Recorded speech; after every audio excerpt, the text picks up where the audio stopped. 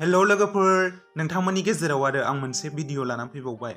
बे भिडिअआनो जादों जोंनि बर' सावथुन मुलुगनि मुंदांखा फावखुंगुर बिथां राजिब ब्रह्मनि सुंद' बाय'ग्राफिनि सोमोन्दै। बिथांनि आबुं मुङानो जादों राजिब ब्रह्म आरो बिथाङा क'क्राझार डिस्ट्रिक्टनिफ्राय। बिथांनि गामिया जादों दावलिगुरि। बिथाङा दा मेरिड एबा हाबा जाबाय आरो बिथांमोनहा दा सासे फिसालाबो दङ। बिथाङा फाव खालामनाय माखासे मुंदांखा सावथुनफोरा जादों फारियै